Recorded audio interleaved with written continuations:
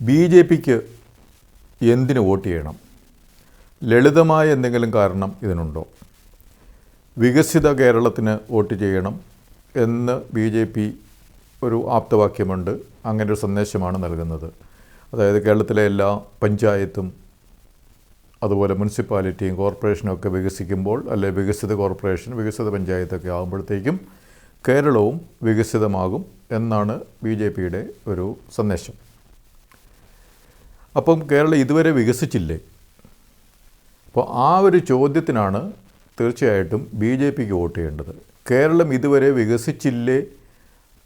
അങ്ങനെയാണ് പിന്നെ ഇവിടെ എല്ലാവരും വികസനത്തെപ്പറ്റി പറയേണ്ട കാര്യമില്ലായിരുന്നോ? ചിലർ പറയാറുണ്ട് ഇവിടെ നമ്മൾ ഈ രാഹുൽ മാങ്കൂട്ടത്തിൻ്റെ വിഷയം സംസാരിക്കേണ്ട, അതുപോലെ ശബരിമലയിലെ CPMൻ്റെ സ്വർണ്ണക്കൊള്ളയെപ്പറ്റി സംസാരിക്കേണ്ട, നമുക്ക് വികസനത്തെ പറ്റിയാണ് സംസാരിക്കേണ്ടതെന്നൊക്കെ ചിലർ പറയാറുണ്ട്. അപ്പോൾ വികസനത്തെപ്പറ്റി സംസാരിക്കണമെങ്കിൽ അപ്പോൾ ഇതുവരെ വികസനമൊന്നും നടന്നില്ലേ എന്നുള്ളൊരു ചോദ്യം അവശേഷിക്കുന്നു. വളരെ അടുത്ത കാലത്താണ്, അതായത് ഈ 2025 നവംബർ 1-ാം തീയതിയാണ് കേരളത്തിൻ്റെ മുഖ്യമന്ത്രി അതിദാരിദ്ര്യമില്ലാത്ത ഒരു സംസ്ഥാനമാണ് കേരളമെന്ന് പ്രഖ്യാപിക്കുന്നത്. അതായത് ഇതുവരെ കഴിഞ്ഞ 70ഓളം വർഷങ്ങളായിട്ട് കേരളത്തിൽ അതിദാരിദ്ര്യം പോലും മാറ്റാൻ ഇവിടുത്തെ LDFനും UDFനും പറ്റിയില്ല. അപ്പോൾ അതുകൊണ്ടാണല്ലോ 2025 നവംബറിൽ മാത്രം കേരളത്തിൻ്റെ മുഖ്യമന്ത്രിക്ക് അതിദാരിദ്ര്യം ഇവിടെ ഇല്ല എന്ന് പ്രഖ്യാപിക്കാനുള്ള ഒരു ധൈര്യം വന്നത്.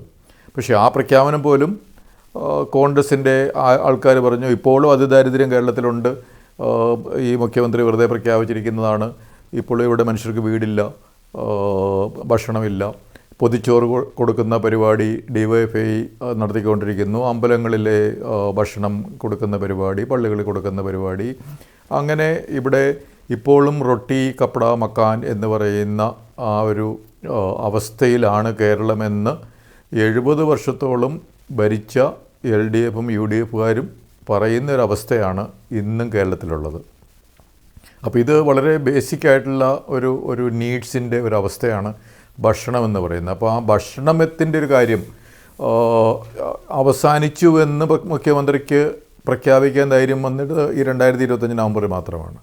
അപ്പോൾ ബാക്കിയുള്ള കാര്യങ്ങളുടെ അവസ്ഥ എന്തായിരിക്കും? അപ്പോൾ ഇത്രയും കാലം ഇവിടെ ഭരിച്ച LDFനും UDFനും ഇവിടെ ഒരു ഭക്ഷണത്തിൻ്റെ കാര്യം പോലും, അതായത് റൊട്ടിയുടെ കാര്യം പരിഹരിക്കാൻ ഇപ്പം സാധിച്ചു എന്ന് അവർ അവകാശപ്പെടുന്നു.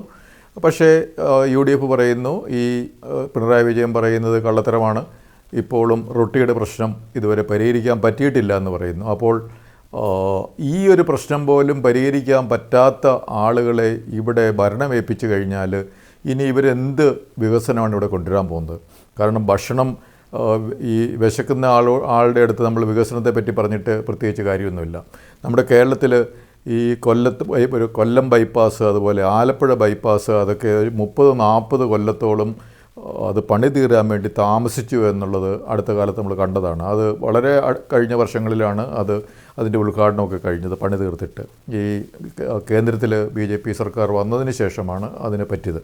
കാരണം അതിന് മുമ്പ് 30-40 കൊല്ലം ഈ ബൈപ്പാസ് എന്ന് പറയുന്ന ഒരു സൗകര്യത്തെപ്പറ്റി ചിന്തിക്കാൻ കേരളത്തിലുള്ള ആൾക്കാർക്ക് സമയമില്ല. കാരണം അതിനേക്കാളും ബേസിക്കായിട്ടുള്ള ഭക്ഷണത്തെപ്പറ്റി ചിന്തിച്ചുകൊണ്ടിരിക്കുന്ന ഒരവസ്ഥയിൽ വീതിയുള്ള റോഡിനെ പറ്റിയൊന്നും അവർക്ക് വലിയ വിഷയമല്ല. അതൊക്കെ പ്രയോറിറ്റിയിൽ കുറേ മാറി നിൽക്കുന്ന അവസ്ഥയാണ്. കൊല്ലത്ത് ബൈപ്പാസ് ഒന്നും നമുക്ക് ആവശ്യമില്ല, നമുക്ക് വേണ്ടത് പൊതിച്ചോറാണ്, ഭക്ഷണമാണ് എന്ന് കരുതുന്ന ഒരു കേരളമാണ് ഇന്നും. അപ്പോൾ പിന്നെ അവർക്ക് വലിയ വീതിയുള്ള റോഡ് വേണ്ട. അതുപോലെ കേരളത്തിലെ വീതിയുള്ള എറണാകുളത്ത് നിന്ന് പറവൂർ വരെയുള്ള യാത്ര ചെയ്യുന്നവർക്ക് അറിയാൻ പറ്റും, ഇത്രയും കാലമായിട്ട് അവിടുത്തെ റോഡ് വളഞ്ഞു കിടക്കുന്നത് ഈ വീതി കുറഞ്ഞ ഒരു റോഡാണ് അവിടെ. അപ്പോൾ ആ റോഡ് കൊണ്ട് തൃപ്തിപ്പെടുന്നു. കാരണം ഭക്ഷണം കഴിക്കാനില്ല, റൊട്ടിയിൽ മക്കാൻ കപ്പടയിലാണ് ഇപ്പോഴും കേരളത്തിൻ്റെ ഒരു അവസ്ഥ എന്ന് എല്ലാ മനുഷ്യർക്കും അറിയാവുന്നതുകൊണ്ടാണ് അവർക്ക് അതിൻ്റെ അപ്പുറത്തേക്കുള്ള കാര്യങ്ങളെപ്പറ്റി വലിയൊരു ചിന്തയില്ല. പക്ഷേ ആ ഒരു അവസ്ഥയ്ക്ക് മാറ്റം വരണമെന്ന് പ്രഖ്യാപിക്കുന്ന പാർട്ടിയാണ് BJP. ഇനിയും നമ്മൾ ഈ പറഞ്ഞ ബേസിക് നീഡ്സായ ദാരിദ്ര്യം, അതിദാരിദ്ര്യം, പൊതിച്ചോറ് എന്നൊക്കെ പറയുന്ന ആ കാര്യങ്ങളൊക്കെ വളരെ ലളിതമായിട്ട് പരിഹരിച്ച് ഉടനടി മറ്റ് വികസനത്തിൻ്റെ ഒരു ലെവലുകളിലേക്ക് പോകണം. മാനേജ്മെൻറ്റിൽ നമ്മൾ മാസ്ലോവിൻ്റെ നീഡ് ഹൈറാർക്കിയെ പറ്റി പറയാറുണ്ട്. അപ്പോൾ അതിൽ ഏറ്റവും ബേസിക് ആയിട്ടുള്ള കാര്യങ്ങളാണ് ഭക്ഷണം, പാർപ്പിടം എന്നൊക്കെ പറയുന്ന കാര്യങ്ങൾ. അതിനുശേഷം ഏറ്റവും മുകളിൽ ഉള്ള ലെവലിലാണ് ഈ സെൽഫ് ആക്ച്വലൈസേഷൻ എന്ന് പറയുന്നത്. അപ്പോൾ ആ ഒരു മോഡൽ വെച്ചിട്ടാണെങ്കിൽ പോലും നമ്മൾ കേരളത്തിൽ വളരെയധികം ടാലൻ്റുള്ള ആൾക്കാരാണ്. വളരെ വിദ്യാഭ്യാസവും വിവരവും ചിന്താശേഷിയും സാംസ്കാരിക സമ്പന്നരുമൊക്കെയുള്ള പ്രദേശമാണ് എന്നൊക്കെ അവകാശപ്പെടുമ്പോൾ, അങ്ങനെയാണെങ്കിൽ ഈ ടാലൻ്റൊക്കെ ഉപയോഗപ്പെടുത്തി നമ്മൾ വേറൊരു ലെവലിലേക്ക് എത്തണ്ടേ.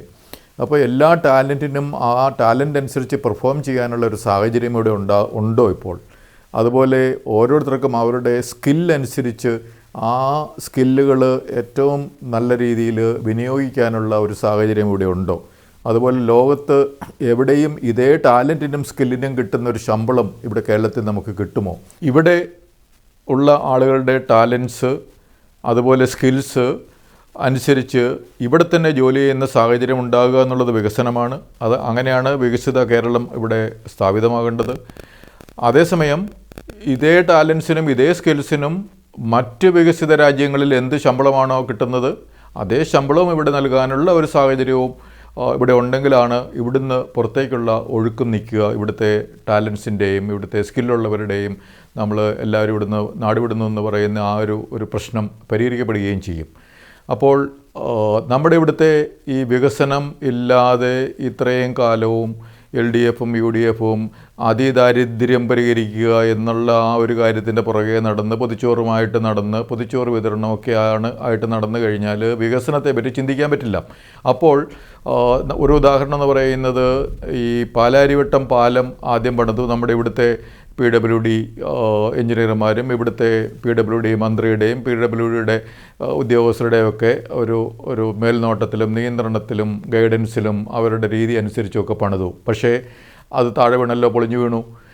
അതിനുശേഷം ടാലൻ്റുള്ള സ്കില്ലുള്ള BJPയിൽ പാലക്കാട് മത്സരിച്ച മെട്രോമാൻ E. ശ്രീധരൻ്റെ നേതൃത്വത്തിൽ രണ്ടാമത് അത് പുതുക്കി പണിത് പാലാരിവട്ടം പാലം. അതിനുശേഷം അവിടെ ട്രാഫിക് ബ്ലോക്ക് അധികമില്ല, വളരെ നല്ല ഡിസൈനാണ്, സുഗമമായിട്ട് പണിതു. എന്ന് തന്നെയല്ല, നേരത്തെ പാലാരിവട്ടം പാലം കേരളത്തിൻ്റെ ഈ UDFിൻ്റെ മന്ത്രിമാരുടെ നേതൃത്വത്തിൽ പണിതിനേക്കാളും വളരെ ചിലവ് കുറച്ച് ഇവിടെ E. ശ്രീധരൻ ടാലൻ്റുള്ള ആൾ പണിതു. പക്ഷേ പിന്നീട് എന്താ സംഭവിച്ചത്? മറ്റ് പാലങ്ങളുടെയോ എന്തെങ്കിലും പണികൾ പണിയാൻ E. ശ്രീധരനെ പിന്നെ ഏൽപ്പിക്കില്ല. കാരണം ഏൽപ്പിച്ചു കഴിഞ്ഞാൽ പിന്നെ നമ്മുടെ LDFനും UDFനും ഒന്നും ഇവിടെ ഊരാളുങ്കൽ സൊസൈറ്റി നടത്തുന്നത് പോലെയോ PWD നടത്തുന്നത് പോലെയോ അല്ലെങ്കിൽ മറ്റ് വകുപ്പുകൾ നടത്തുന്ന പോലെയോ ഒക്കെയുള്ള അഴിമതി നടത്താൻ പറ്റില്ല. കാരണം ചിലവ് കുറഞ്ഞ് പണിയാമെന്ന് ഉള്ള ഒരു സ്റ്റാൻഡേർഡ് വന്നു കഴിഞ്ഞാൽ പിന്നെ ആ സ്റ്റാൻഡേർഡിൽ പിന്നെ പണിയേണ്ടി വരുമല്ലോ. അങ്ങനെ പണിയേണ്ടി വരുമ്പോഴത്തേക്കും ഇപ്പോൾ പൊലിപ്പിച്ചു വച്ചിരിക്കുന്ന ആ റേറ്റ്സും കാര്യങ്ങളും കരാറ് രീതികളും ഒക്കെ ഒരാളെങ്കിലും അങ്ങനെ കൊടുക്കാൻ പറ്റില്ലല്ലോ. അപ്പോൾ പിന്നെ അതൊരു പ്രശ്നമാകും. അപ്പോൾ അതുകൊണ്ട് ഇവിടെ ടാലൻറ്റ് ഉള്ളവരെ എന്തുകൊണ്ട് ഉപയോഗിക്കുന്നില്ല എന്നുള്ളതിൻ്റെ ഒരു ഉദാഹരണമാണ് നമ്മുടെ പാലാരിവട്ടം പാലം. അപ്പം അതുപോലെ നമുക്കിവിടെ ഇപ്പോഴും ഈ നല്ല ഭംഗിയുള്ള ഒരു സ്ഥലമാകണമെന്ന് നമുക്ക് ആഗ്രഹമില്ല. കഴിഞ്ഞ വർഷങ്ങളിലാണ് ഇവിടെ ബ്രഹ്മപുരത്ത് ഒരു 10-13 ദിവസത്തോളം അവിടുത്തെ വേസ്റ്റ് കുന്ന് നിന്ന് കത്തി ഈ നഗരം മുഴുവൻ പുകയായത്. അപ്പോൾ നമുക്കൊരു ഭംഗിയുള്ള സ്ഥലം വേണം, ഇതുപോലെ പുകയുണ്ടാകാൻ പാടില്ല, വേസ്റ്റ് കുന്ന് കൂടി കിടക്കാൻ പാടില്ല എന്നൊക്കെയുള്ള അത് ഒരു വികസിതമായ ഒരു പ്രദേശത്തിൻ്റെ ഒരു ആഗ്രഹങ്ങളാണ്. അതുപോലെ നമുക്ക് വളരെ സ്പീഡിൽ യാത്ര ചെയ്യണം ട്രെയിനിൽ എന്നുള്ളൊരു ആഗ്രഹത്തിലാണ് നമുക്കിപ്പോൾ വന്ദേ ഭാരത് പോലുള്ള ട്രെയിനുകൾ നമുക്കിപ്പോൾ കിട്ടിയിരിക്കുന്നത്. പക്ഷേ അതിനു മുമ്പ് അങ്ങനെയുള്ള ഡിമാൻഡ് പോലും നമുക്കില്ല. നമുക്ക് ഇവിടുത്തെ ട്രെയിനിൻ്റെ വീതി കൂട്ടണം, വീണ്ടും അങ്ങോട്ടൊരു ട്രെയിൻ വേണം, ഇവിടെ ട്രെയിൻ വേണം, അല്ലെങ്കിൽ നമ്മളെ വീടിൻ്റെ അടുത്തൊരു സ്റ്റോപ്പ് വേണം. പലപ്പോഴും ഇവിടുത്തെ LDFൻ്റെ ആൾക്കാരൊക്കെ ട്രെയിനിന് സ്റ്റോപ്പ് അവിടെ വേണം, ഇവിടെ വേണം എന്നൊക്കെയുള്ളൊരു ഒരു കാര്യമേ ഉള്ളൂ. അല്ലാതെ സ്പീഡിൽ യാത്ര ചെയ്യുക എന്നുള്ളതൊക്കെ വികസിത രാജ്യങ്ങളിലുള്ളൊരു കാര്യമാണ്. വളരെ കാരണം അവർക്ക് ടൈമിന് വിലയുണ്ട്. നമ്മളിവിടെ എല്ലായിടത്തും നിർത്തി പോകുന്നതിലായിരുന്നു ഇവിടുത്തെ ശ്രദ്ധ. അപ്പോൾ നമുക്കിവിടെ വികസിതമായിട്ടുള്ള ഒരു കേരളമാണ് വേണ്ടത്. അപ്പോൾ ഇത്രയും കാലം ഈ കേരളത്തെ ഭരിച്ച LDFും UDFും ഒക്കെ അതിദാരിദ്ര്യം നിർമ്മാർജ്ജനം ചെയ്യുക എന്നുള്ള ആ ഒരു ബേസിക് നീഡ്സിൻ്റെ ഒരു കാര്യത്തിൽ, അതുപോലെ വീട് വെച്ച് കൊടുക്കുക, ലൈഫ് മിഷൻ എന്നൊക്കെയുള്ള അതിൻ്റെ പുറകിലായിരുന്നു. അതിൻ്റെ അപ്പുറത്തേക്കുള്ള ചിന്ത അവർക്കില്ലായിരുന്നുള്ളതിൻ്റെ ലക്ഷണമാണ് നേരത്തെ പറഞ്ഞതുപോലെ ഒരു കൊല്ലത്തിൻ്റെ ആലപ്പുഴയ്ക്ക് ബൈപ്പാസ് പോലും 10-40 കൊല്ലം എടുക്കേണ്ട ഒരു അവസ്ഥ ഉണ്ടായതൊക്കെ ആ ഒരു വികസനത്തെപ്പറ്റി ചിന്തിക്കാത്തുണ്ട്. അപ്പോൾ എന്തുകൊണ്ട് BJP വോട്ട് ചെയ്യണമെന്നുള്ളതിൻ്റെ ലളിതമായ ഒരു ഉത്തരമല്ലേ കാരണമെന്ന് പറയുന്നത്, നമുക്ക് ബേസിക് നീഡ്സ് ഇമ്മീഡിയറ്റ്ലി പരിഹരിച്ച് അടുത്ത വികസനം എന്നുള്ള ആ ഒരു കാഴ്ചപ്പാടിലേക്ക് ചിന്തിക്കുകയും പ്രവർത്തിക്കുകയും ചെയ്യാൻ BJP ആണ് ഏറ്റവും ഉചിതമായ പാർട്ടി.